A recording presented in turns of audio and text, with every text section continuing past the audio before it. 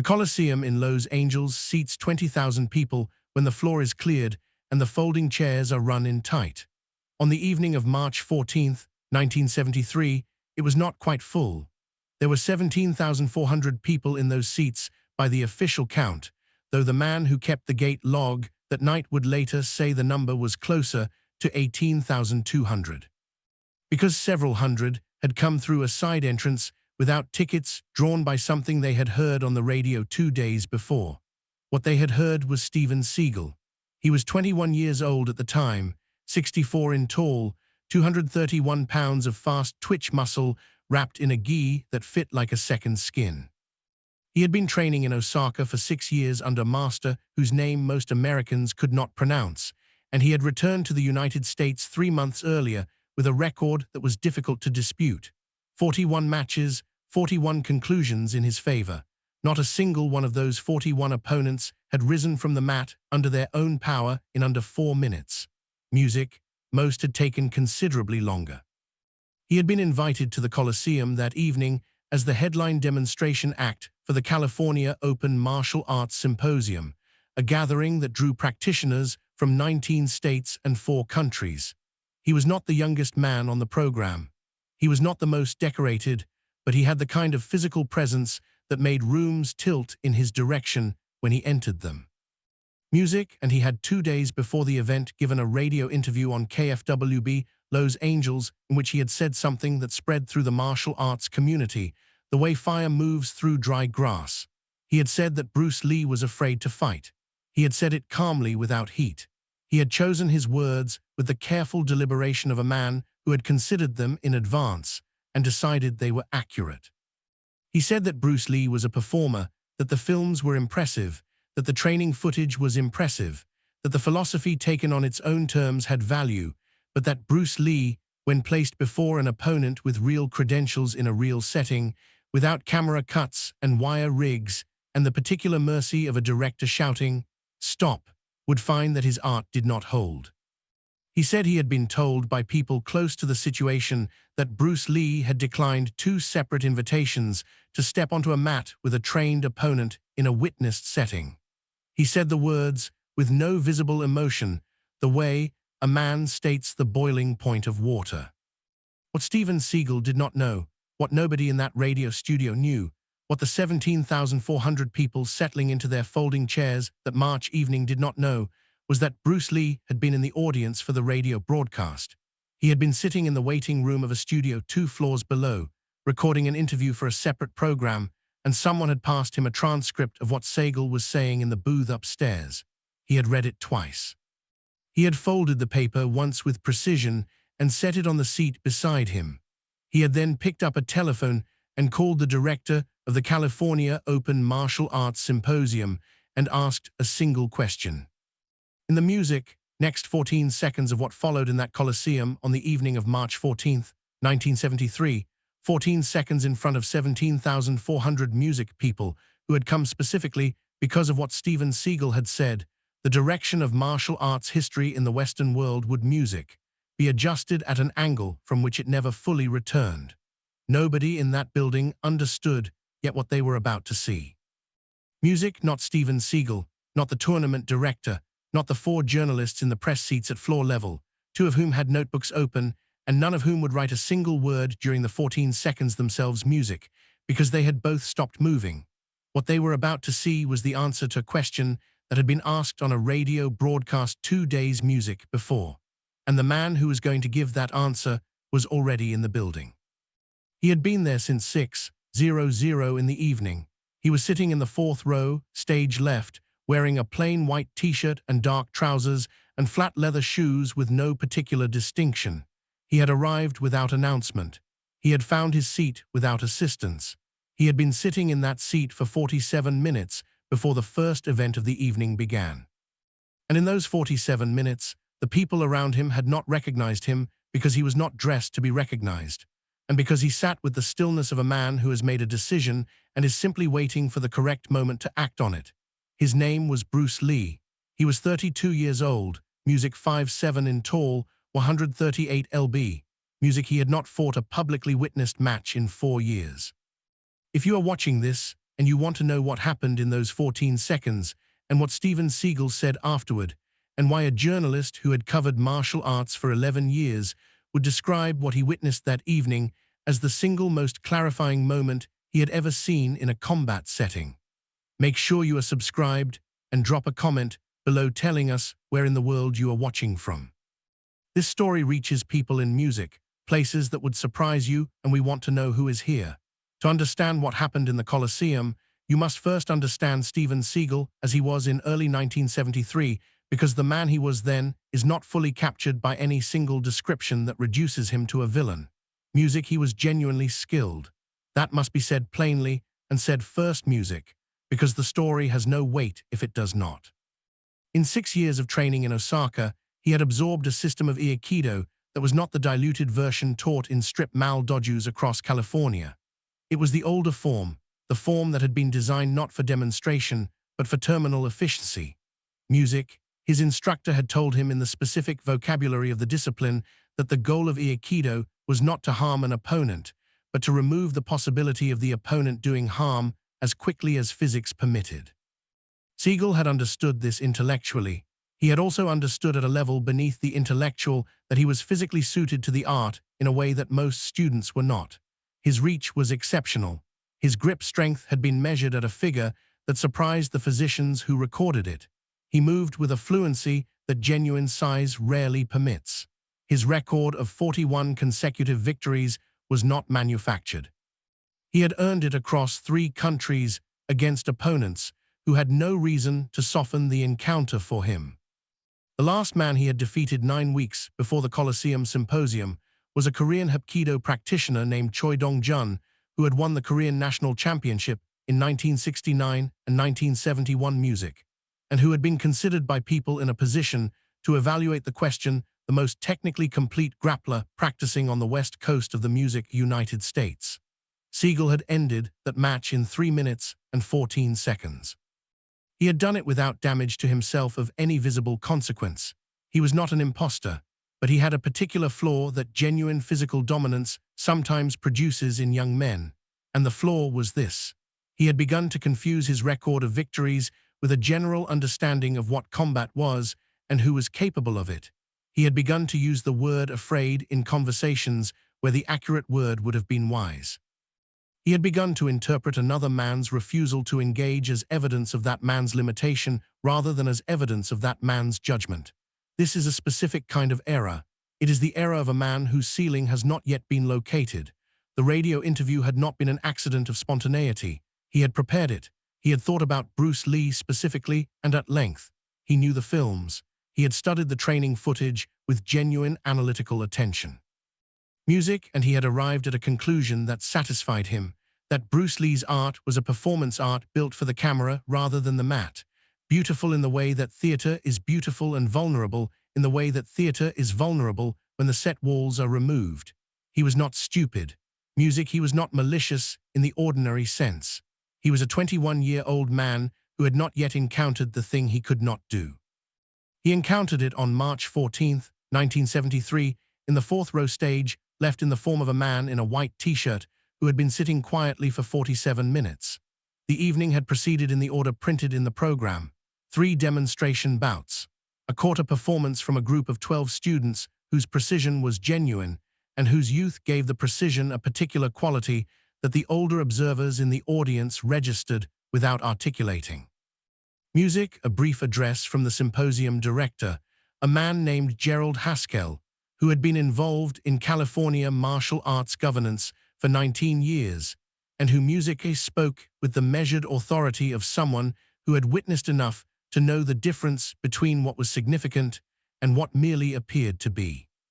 Then Steven Seagal, he came to the center of the floor in his gi and his bare feet, and he moved with the unhurried confidence of a man who has done this enough times that the crowd itself has become a neutral feature of the environment like music, lighting, or ambient temperature. He bowed to the 4 corners. He demonstrated for 8 music minutes a series of techniques of escalating complexity, each one flowing into the next with a continuity that drew a sound from the crowd, not at the end of each technique, but somewhere in the middle of it when the crowd understood where it was going before it arrived. Music, he was impressive. This cannot be said any other way. He was genuinely, technically, unambiguously impressive. And then Gerald Haskell, standing at the edge of the floor with a microphone, said that there was a change to the evening's program. He said it calmly. Music he did not editorialize. He said that a member of the audience had indicated he would like to participate in the evening's events. He said this was unusual, but not without precedent.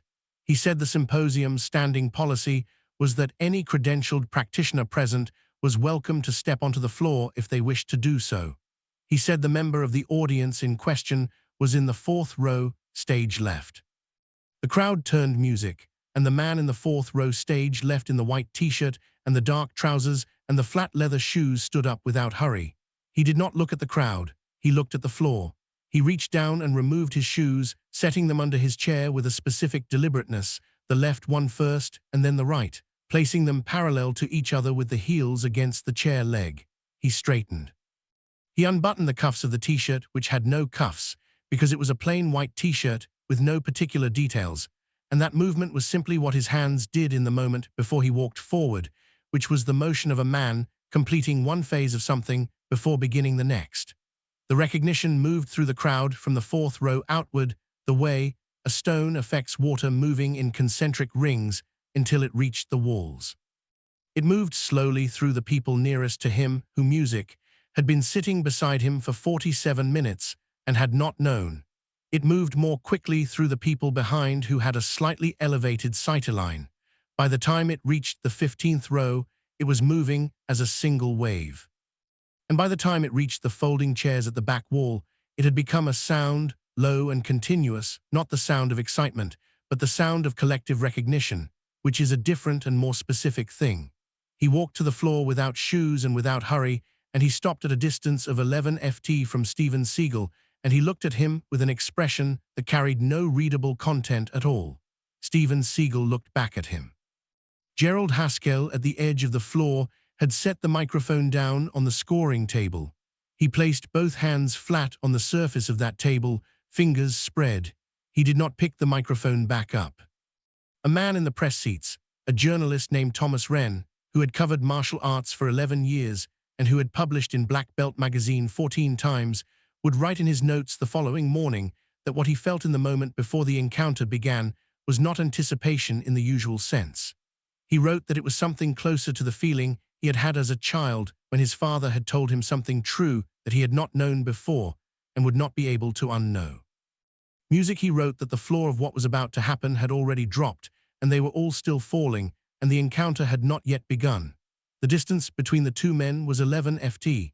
Now understand what 11 ft means between men of their respective training. A fight is not two people striking each other. A fight is a conversation about territory. Every exchange is a sentence in that conversation. The man who controls the distance controls the grammar of the entire exchange. He decides when sentences begin and when they end. He decides what can be said and what cannot be reached. Steven Seagal's art was built on removing distance, on closing the gap, and executing at contact range where his reach and grip became decisive.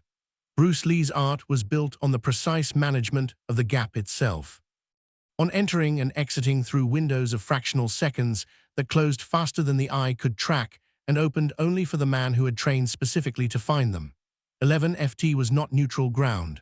11 ft was Bruce Lee's grammar. The first second Seagal moved forward. He covered 3 feet in one motion, his lead foot reading the floor with the particular sensitivity of a man trained to feel what surfaces give and what they take. Music he raised his right arm into guard position. His weight settled into the rear leg in the classic Aikido preparation for entry.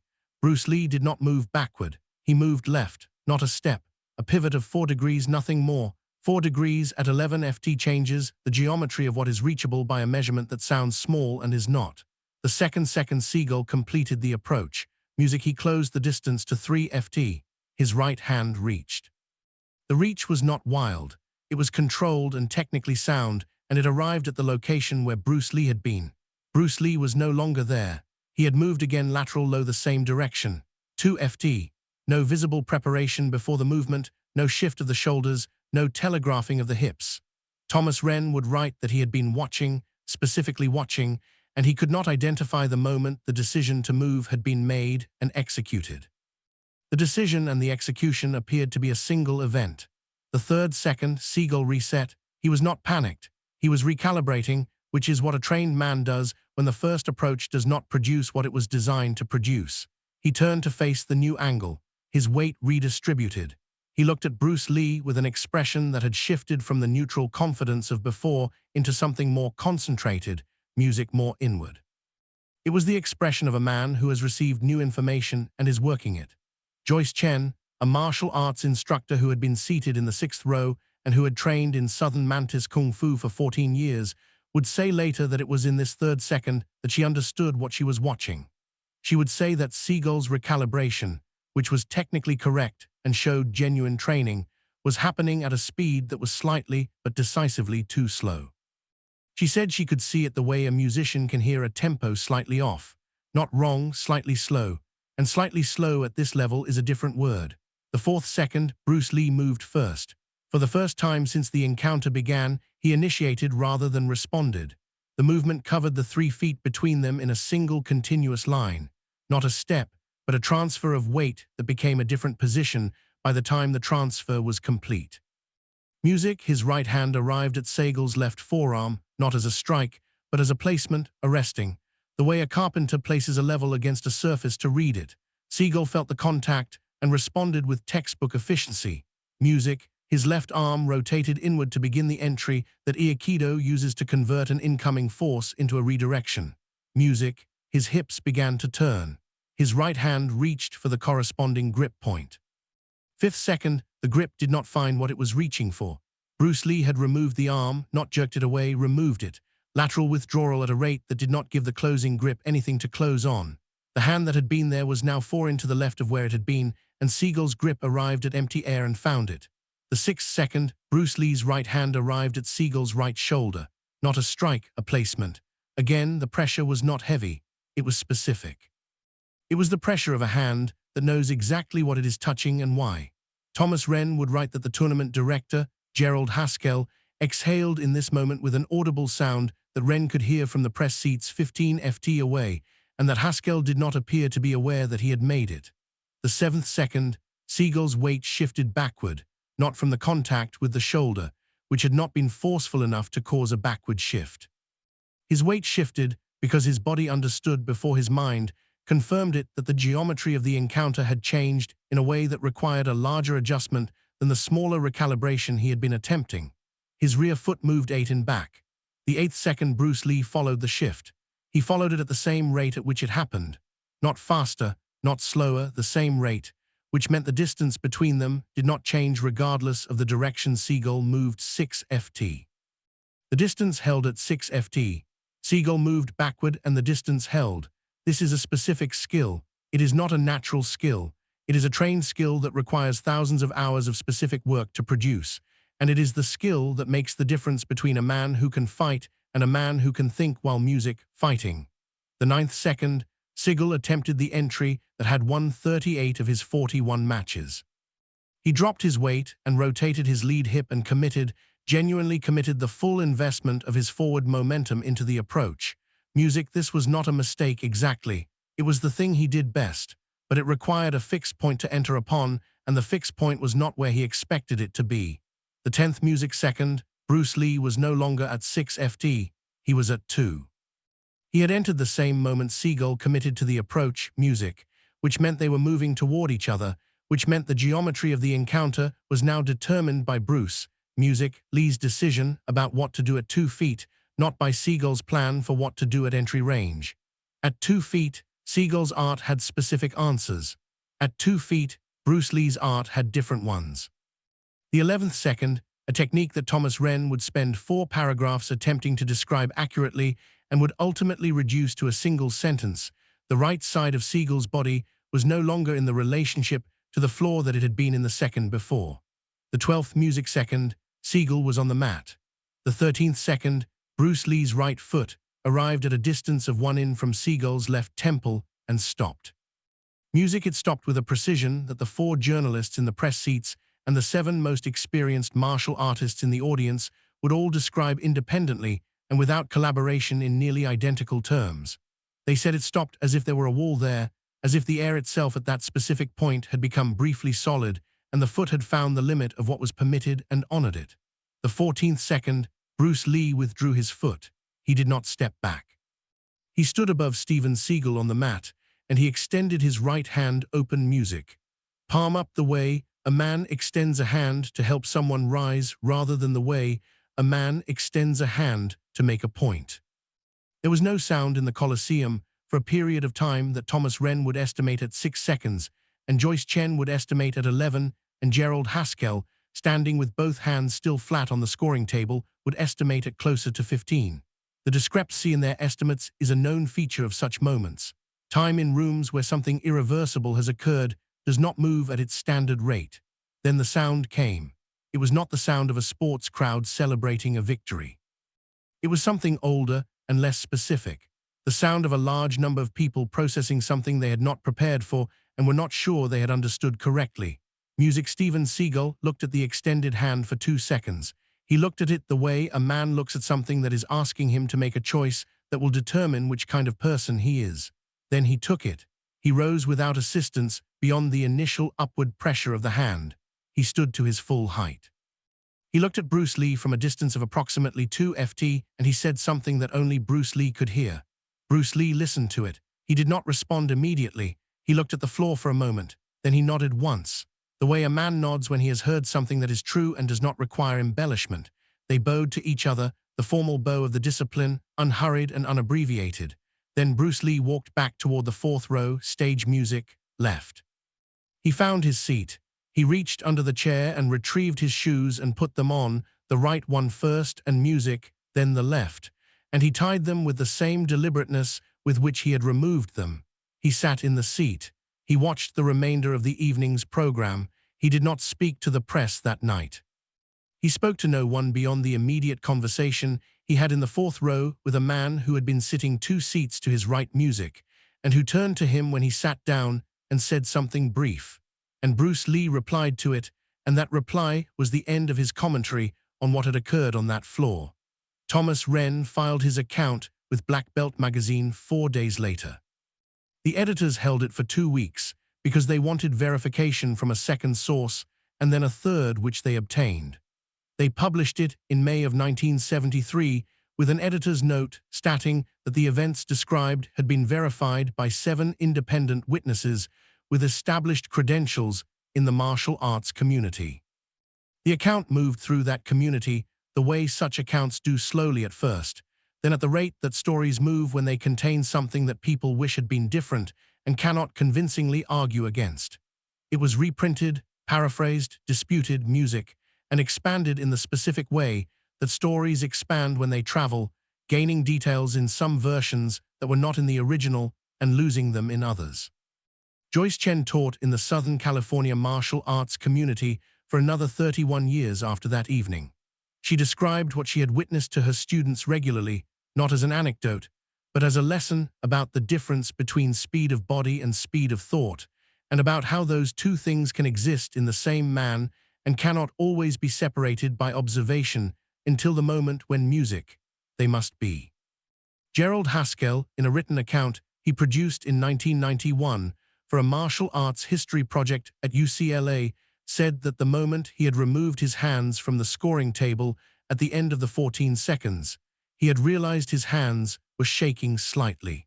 He wrote that music he did not know how long they had been shaking. He wrote that the encounter had required something of him that he could not name, but that was similar to what he felt in the presence of something exact and true that he had not expected to encounter in the form in which it arrived.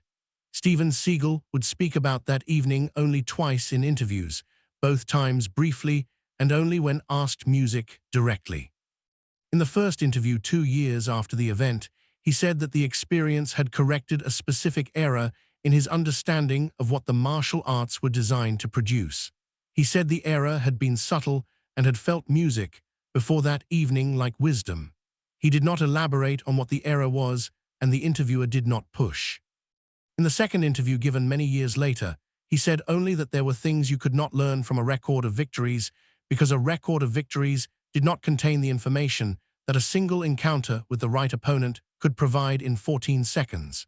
He did not say what Steven Seagal had said to Bruce Lee, as Bruce Lee's extended hand pulled him from music, the mat, that remained the property of the two men who had been present for it. What remained after all of the accounts and interviews and retellings was the single thing that Thomas Wren had written in his original account in the second-to-last paragraph, which he had not embellished, and had not revised through 3 rounds of editorial review, that the word he had reached for. Sitting in the press seat with his pen above music, the notebook page in the silence after the 14th second was not the word he usually reached for in such settings. He usually reached for the word impressive, or the word decisive, or the word authoritative. The word he reached for that evening, and which he wrote and kept, was the word clarifying. He said the 14 seconds had been clarifying. He said they had clarified something that he had not known was unclear. The most useful kind of truth is the kind that arrives before you know you needed it. A man does not learn what he is capable of from the opponents who confirm what he already believes. He learns it from the one opponent who arrives without announcement in plain clothes in the 4th row, having already made a decision and waiting only for the correct moment. The story a man tells about what another man cannot do tells you precisely and in detail what the first man has not yet encountered. Next week, we are going to talk about what happened in Tokyo in September of 1975, when a decorated Muay Thai champion made a very specific claim about a very specific man in a room that was considerably smaller than the Coliseum, with an audience of 9, and what the man in question did about it in a corridor afterward in 22 seconds, that none of the 9 witnesses would agree completely on when they compared their accounts the following morning.